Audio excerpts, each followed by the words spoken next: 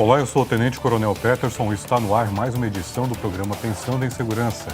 Nossa finalidade é trazer informações e reflexões acadêmicas sobre a prevenção do crime, da desordem e da violência, sua complexidade e curiosidades, apresentar as ações de instituições e projetos educativos e suas experiências com reflexos na segurança pública, bem como outros assuntos que possam contribuir na construção do conhecimento acerca da proteção da vida. Bom, terapia assistida por animais e terapia de análise de comportamento aplicada. Conheça o funcionamento e dinâmica dessas técnicas que trazem inúmeros benefícios ao desenvolvimento cognitivo e emocional de crianças e adolescentes. Está aqui comigo a psicóloga Júlia Guarese para trazer todas as informações e suas experiências atuando nessa área. Bom, Júlia, muito obrigado aqui pela sua presença, trazer essas informações tão relevantes, importantes para o debate atual. Agradecer a sua presença, a sua disponibilidade de estar aqui conosco na data de hoje. Sim, boa tarde, obrigado pelo convite também, pela atenção em abrir espaço, sobre esse assunto, sobre esse tema que vem cada vez mais aí crescendo nos dias atuais. Cada vez mais necessário. Isso, exatamente. Bom, Júlia, fala um pouco pra gente, você é psicóloga, por formação. Isso. Fala um pouco pra gente aí da tua experiência profissional, e como surgiu essa união, da sua atuação profissional combinada, pela presença dos animais. Como isso se deu? Então, eu sou formada em psicologia na graduação desde 2014, me formei aqui em Tubarão, na Unisul. Sempre gostei de animais, primeiro de tudo. E aí, de 2014 até meados de 2018, eu trabalhei na saúde pública da minha cidade, que eu sou natural de 13 de maio.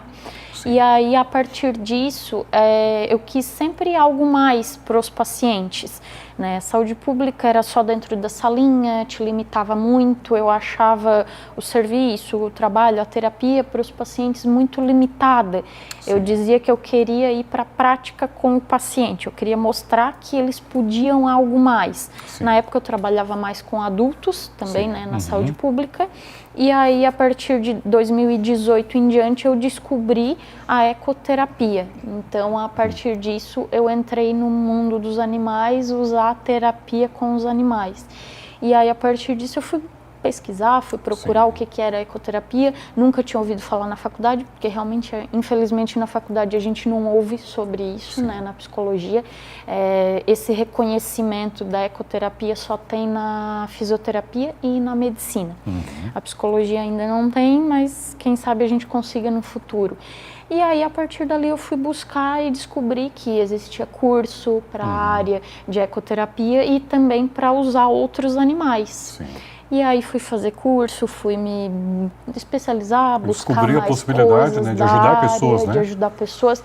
E a partir disso, daí foi vindo a demanda muito grande de crianças, em infanto-juvenil, com transtornos do neurodesenvolvimento, autismo, TDAH e esses transtornos em geral, de 2018, 2019 em diante. Eu comecei a entrar nessa área e foi vindo. Aí também fiz um curso de análise aplicada do comportamento, que é a terapia ABA, para usar na clínica. E aí é onde eu concilio a clínica com esse público infanto-juvenil. E esse público infanto-juvenil é o público que eu uso com os animais, Aí, no meu espaço, na clínica, eu uso um cachorro, um pastor alemão, e aí depois eu também levo para a ecoterapia, que daí é onde eu uso o cavalo. A gente diz que daí vai ampliando a socialização aos poucos. Perfeito. Bom, e pode explicar para a gente o que seria, assim, na prática, essa terapia assistida por animais, como ela funciona, qual é a dinâmica dela? Então, a terapia assistida por animais, a gente usa os animais a nosso favor. A gente diz que o animal ele é tipo um coterapeuta, é o nosso auxiliar nessa relação da terapia. Então, ele nos auxilia a transmitir o bem-estar para a criança, ele nos auxilia a acalmar. A criança vem com mais autoconfiança através do animal, ela ajuda em medos, em fobias. nos transtornos do neurodesenvolvimento, tipo autismo, TDAH, TOD, ansiedade, o TOD que é o opositor desafiador, né, o transtorno de ansiedade, o TDAH que é o déficit de atenção e hiperatividade, né, e o autismo. Então, em todos esses transtornos, a gente gira em torno de ajudar a acalmar, a baixar a ansiedade, trabalha daí se a questão de medo, né, de fobia, se a criança tem medo de aceitar o novo, de aceitar algumas coisas, isso ajuda, né, a criança a aceitar, só que daí tudo vai depender também de como que é a família, de como que é a aceitação desse pai, dessa mãe. Existe um contexto, né? Isso, às vezes já teve casos assim, da gente ver assim, mas eu acho que meu filho não vai aceitar, né, o animal, ou não vai querer. Não, mas vamos tentar, tu aceita a gente fazer essa tentativa, né? Você começa com cães. Isso, dá para começar com cães e depois levar para o cavalo, e tem gente que procura direto só o cavalo, né, que não procura daí primeiro. Mas o cão, na verdade, clínica. Seria o da sua clínica. O cão é meu na clínica. Ele é adestrado para essa finalidade. Isso, eu fiz um ano e pouco de adestramento ano passado com ela, né, para usar com as crianças. Então ela é para isso. Adestrado para esse fim. Isso, ela é super dócil, super mansa, né, para trabalhar a socialização com a criança, o cuidado, a gente trabalha o afeto, né, tipo o dar comida, o aceitar, chega perto, aí ali também já trabalha medos, inseguranças. Sim.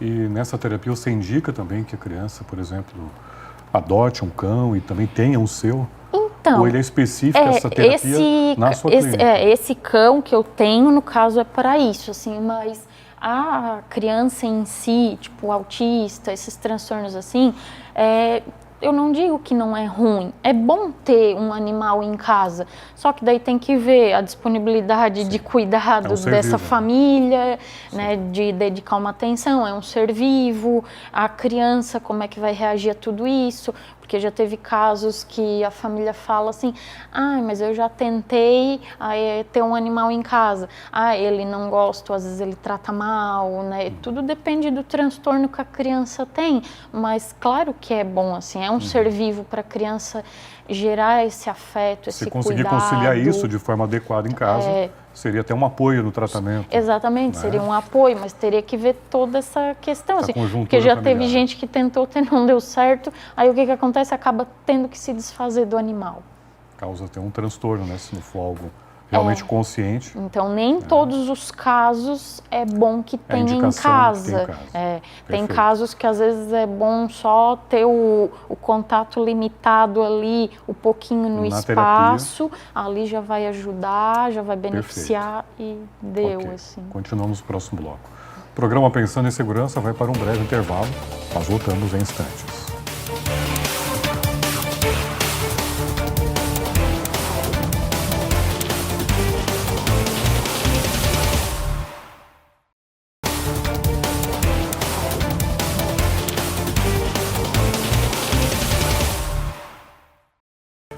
Olá, estamos de volta com o segundo bloco do programa Pensando em Segurança. Hoje estou conversando com a psicóloga Júlia Guarese.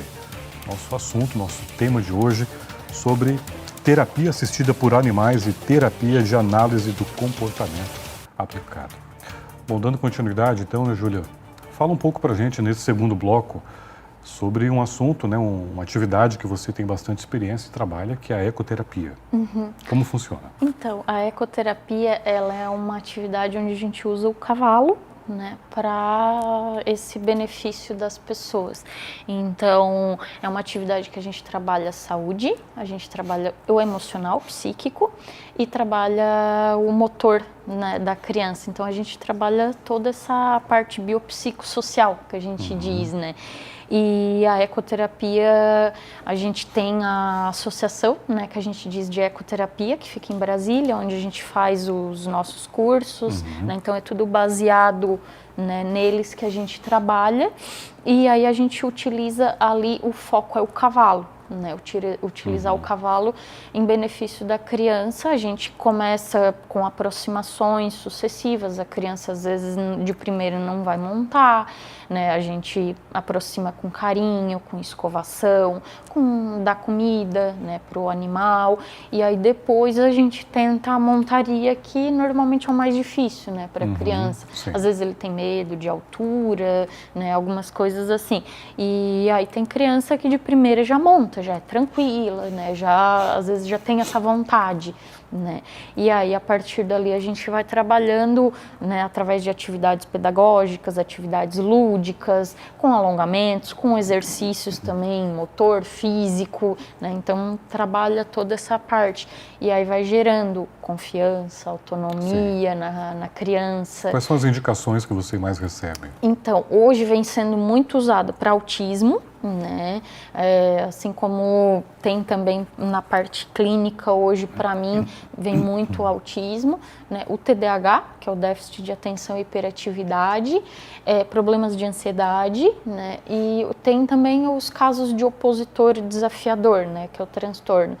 Essa é a parte, né, mais psicológica, emocional, né? E tem os problemas de aprendizagem também, é bastante usado. Aí a gente trabalha as questões da aprendizagem da criança. E na parte motora, daí tem também muito paralisia cerebral e outros afins, né, ali da questão motora da criança. Já atendi também questões de AVC, acidente vascular cerebral, com idosos, assim, né. É um trabalho um pouquinho mais difícil, assim, eu já auxiliei uma vez uma físio num caso assim, né? Então, assim, tem que ter muito mais controle, segurança, porque daí é um adulto, claro, né? Teve o acidente mais vascular, frágil, mais frágil, né? Então, não é um caso que ele está em desenvolvimento, né? É um idoso que teve um problema e tu vai tentar ver se tu ameniza aquele problema que ele teve, né? Assim como o Alzheimer também dá, né? Porque daí o que acontece ali no movimento do cavalo para a pessoa, a tendência é tentar pelo menos estabilizar, né, o problema ali que a pessoa teve, né, o AVC, o Alzheimer, tentar ver alguma estabilização, né, ou regenerar alguma coisa que é possível do problema, né. Então daí isso tudo envolve mais a parte da fisioterapia, né. Essa terapia também é indicada, por exemplo, para agressividade na escola, né? Esses tipos de comportamentos. O opositor, o desafiador, né? É recomendado também, traz resultados? Já assim? foi usado, já atendi casos assim, porque daí no cavalo a gente diz assim que a gente chama a criança, a pessoa que vai para o cavalo, a gente chama de praticante, né? Porque é ele que vai para cima do cavalo, é ele que vai fazer as atividades, é ele que vai aprender, né? Ele pode aprender a controlar, a conduzir o cavalo. E aí a gente diz que tudo isso ele tem que aprender, mas ele tem que seguir uma regra. Então, para o caso de oposição, desafiador da escola, se a pessoa tem já um gosto pelo animal, já gosta, facilita ele aceitar a imposição de regras e de limites que a gente tem que dar para ele poder aprender e conduzir o cavalo. Porque daí às vezes tem criança que chega lá, né, um TDAH ou um TOD, e chega lá, eles já acham que vão, no primeiro dia já vão conduzir o cavalo sozinhos, já vão pegar o cavalo, já vão sair andando, ou já vão sair correndo com o cavalo. E a gente diz, não é bem assim, tu tem que ir aos poucos, né, é um processo, como qualquer coisa, né, um desenvolvimento que é lento. E nesse processo precisa ter paciência, precisa ter atenção, ter foco, e tudo isso vai ajudando a criança a ter esse controle, né? Então ajuda depois a acalmar essa agitação, essa ansiedade lá na frente na escola, esse opositor desafiador lá na escola, né? Então, se a criança gosta do animal, do cavalo, e quer ter esse contato, a gente diz que isso é uma coisa a nosso favor, porque daí vai ajudar ele a aceitar essas coisas. Já tem uma predisposição para isso, isso, né? Aí agora tem casos que daí eles já não gostam muito do cavalo, que não querem não tem muito. Aquela conexão, aí fica mais difícil realmente de, né, conseguir exigir isso. Você já acompanhou, isso. por exemplo, evoluções de crianças, adolescentes, enfim, que iniciaram a terapia e demonstraram ali visivelmente... O interesse. Não, evoluções mesmo, né? Da sim, questão dos transtornos ou da agressividade. Sim. Tanto por observações clínicas ou por relato dos pais mesmo, né? Sim. Tem casos que eu já acompanhei de crianças, assim, que daí tinha essa facilidade, assim, com o animal, né? Do gosto pelo animal. Aí eles dizem depois pra gente, que ele tá mais calmo, que ele tá mais focado na escola, que a tia da escola disse Sim. que ele tá mais concentrado nas atividades, né? A criança, às vezes, antes era muito agitada, muito agoniada em sala, né? Então, eles, depois de um tempo, eles relatam pra gente. Leva uns meses, claro, né, pra ver essa evolução. Aí a criança Mas ela acontece. Acontece. E aí, às vezes, leva, assim, em torno de uns 2, 3 meses, assim, mas aí se fizer semanal, né? Porque como é uma terapia, tem que fazer toda semana a continuidade. Aí fez os meses, vai vendo a evolução. Só que daí também se, não posso dar continuidade à terapia. O resultado, naturalmente, aí o resultado vai ficar comprometido. Vai ficar comprometido, exatamente. Ok, vamos continuar no próximo bloco. O programa Pensando em Segurança novamente vai para um breve intervalo. Nós voltamos em instantes.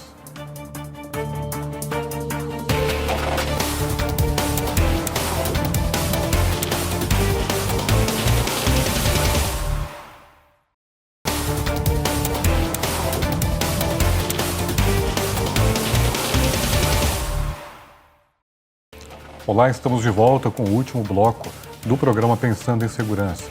O tema de hoje, estamos falando sobre terapia assistida por animais e terapia de análise do comportamento aplicada. Está aqui comigo a psicóloga Júlia Guarese. Estamos debatendo esse assunto e trazendo informações relevantes. Bom, dando continuidade, é um dos assuntos que você também trabalha, né? Área de atuação, além aqui da terapia assistida por animais, essa terapia de análise do comportamento, né, aplicada, chamada de ABA, né, uma sigla, ao que parece em inglês, traduzida. Isso. Né? Você pode falar um pouco para a gente sobre o que significa essa terapia? Então, a análise aplicada do comportamento vem sendo já usada muito hoje nos transtornos do neurodesenvolvimento infanto-juvenil, né, autista e esses outros que eu já mencionei. Né, o que acontece? Ali a gente analisa o comportamento da criança de acordo com a queixa que a família trouxe, né? Eu coloco criança porque é mais o meu foco, meu público, né? Infanto-juvenil, claro, ali.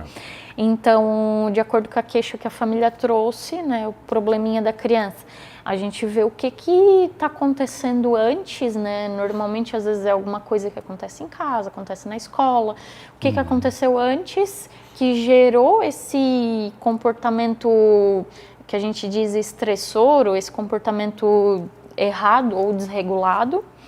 E aí, o que aconteceu antes e o que acontece no depois, né? O que a família, o que a escola, o que o responsável faz depois, né? Com tudo isso que aconteceu. E aí, por isso que a gente chama que é a análise aplicada do comportamento, porque daí tu vê o antes, tu vê o que aconteceu no meio e tu vê o depois. E aí a gente, né, a gente diz que a gente vai também nos ambientes da criança, né? Então, antigamente se tinha muito a fala, né, a ideia, talvez, de que o psicólogo tem que ficar só na clínica.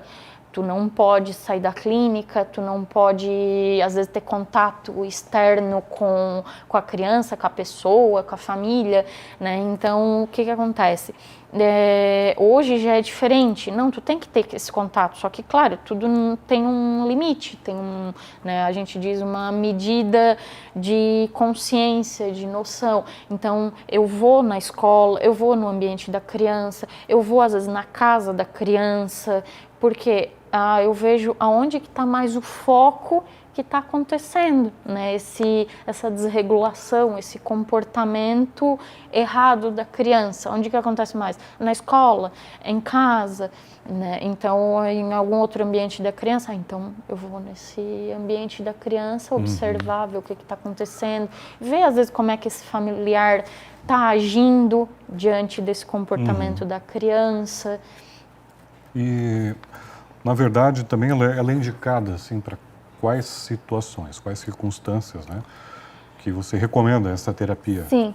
Hoje em dia, né, no meio que eu venho trabalhando, né, é muito usado nesses transtornos do neurodesenvolvimento, né, questões de agitação, de ansiedade, de opositor desafiador, né, no autismo, né, e o meu foco maior é abaixo dos 12 anos, 13 anos mais ou menos, dali para baixo, né, então, porque a gente diz que quanto mais a pessoa é menor, né? Então, enquanto criança, é mais fácil de tu mudar o comportamento, de tu tentar corrigir, né? E dos 12, 13 anos para cima, 14, 15 Freud, anos, vai ficando cada vez mais difícil. Sim. Aí, essa terapia ABA, né, mais simples, mais tradicional, a gente diria, que é essa que eu uso com esse público, aí tu já tem que ir por um outro caminho, né, que daí vem sendo muito usado com esses maiores, é a teoria cognitivo-comportamental, né, que daí já é mais focado para o adulto, né, o adolescente adulto, né, já é uma outra visão de trabalho, né, então aí é diferente. Essa terapia também é indicada, por exemplo, para desenvolver outras habilidades, crianças, por exemplo, sem transtorno, né, mas ela quer desenvolver alguma habilidade. Também é indicado? A gente pode tentar, pode ver, tipo, tem a criança às vezes tem um medinho de alguma coisa, eu tenho um pouquinho de ansiedade, às vezes parece assim, não tem nenhum transtorno.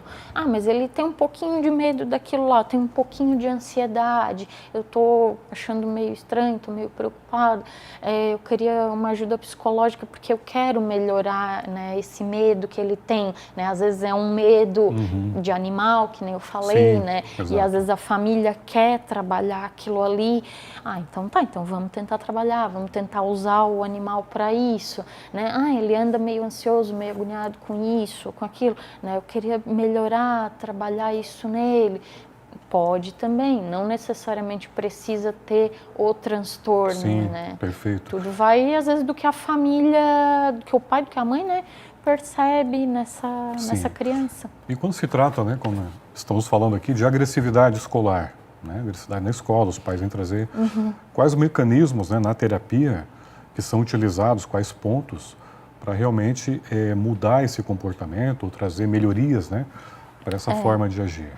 Então, aí tem que ver o que está acontecendo lá na escola. Às vezes, o que eu vejo, assim, às vezes as crianças vêm muito impulsivas, né, na escola, até chegam ao ponto de agressividade. E aí, o que acontece? Às vezes, depende de como esse professor está sendo. O que esse professor está fazendo, né? Às vezes, a criança é agressiva na escola, responde de uma forma, né, não adequada. Às vezes, o professor reage mal, o professor estoura, explode, né, com a criança. Ou, às vezes, a criança reagiu mal, e aí o professor só pega e leva lá para o pai e para a mãe. Que fez isso, fez aquilo. Aí chega lá em casa, o pai e a mãe, né, só às vezes punem, ou de certa forma às vezes são autoritários com essa criança, né? E aí às vezes não pegam a criança para entender o que está acontecendo. Aí às vezes a criança vem, né, já aconteceu o relato assim, mas o pai e a mãe só gritam comigo em casa, né? Ou às vezes, mas a tia, eu não entendo o que a tia fala, a tia da escola, né? Então, assim, eu sei que hoje em dia o mundo, né, escolar vem cada vez mais, assim, difícil para os professores, né? Sim, cada vez mais desafiador, né? Mais desafiador para os professores. Perfeito. Realmente é complicado, mas a gente tenta, assim, fazer o que a gente pode para tentar amenizar, tanto para a escola quanto para a família. Okay. Júlia, muito obrigado aqui pela sua presença. Agradeço. Informações preciosas, né? Sim. Aqui sobre essa temática da terapia assistida por animais.